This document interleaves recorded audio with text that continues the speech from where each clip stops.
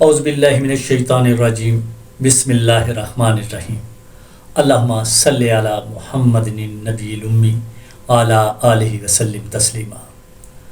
السلام علیکم۔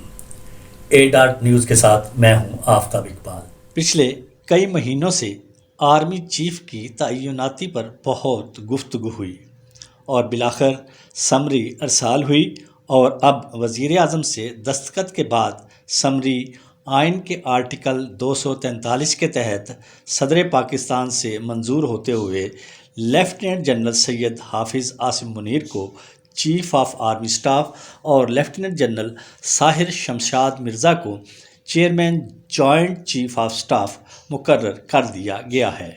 Lieutenant general Asim Munir کا تعلق راولپنڈی ڈھیری حسن آباد سے ہے اور آپ پاکستان آرمی کے سینئر ترین آفیسر ہیں۔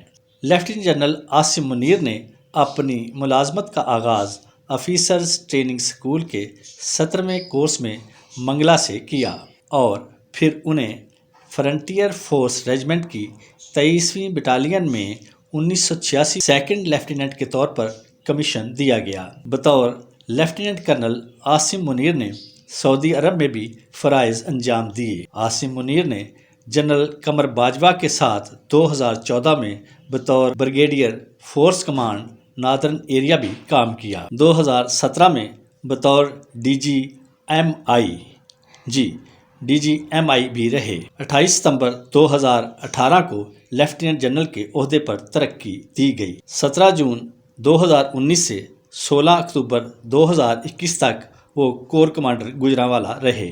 اپنے کیریئر کے دوران وہ لگ بھگ 8 مہینے ISI کے ڈی جی بھی رہے۔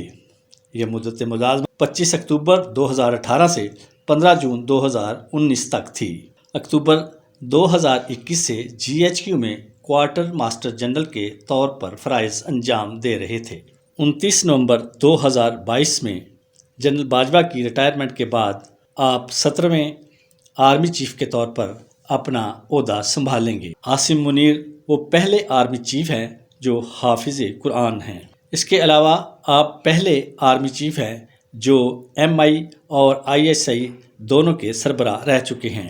آپ پہلے آرمی چیف ہیں جو اعزازی شمشیر یافتہ ہیں اور پھر آپ سینئر ترین جنرل بھی ہیں۔ لیفٹیننٹ جنرل ساحر شمشاد کا تعلق سندھ ریجمنٹ کی 8ویں بٹالین سے ہے اور وہ پاکستان ملٹری اکیڈمی کے 76ویں لانگ کورس کا حصہ رہے ہیں۔ لیفٹیننٹ جنرل ساحر شمشاد مرزا کو chairman joint chief of staff مقرر کیا گیا ہے۔ جنرل ساحر شمشاد مرزا کا تعلق پنجاب کے ضلع چکوال سے ہے اور وہ اکتوبر 2021 سے فوج میں 3 اسٹار جنرل کے طور پر راولپنڈی کے کور کمانڈر کے طور پر کام کر رہے ہیں۔ ساحر شمشاد مرزا کو لیفٹیننٹ جنرل کے عہدے پر جون 2019 میں ترقی دی گئی اور انہوں نے بطور ایڈجوٹنٹ جنرل اور چیف آف جنرل اسٹاف کے فرائض بھی انجام دیے۔ آپ ڈائریکٹر جنرل ISI بھی رہے ہیں۔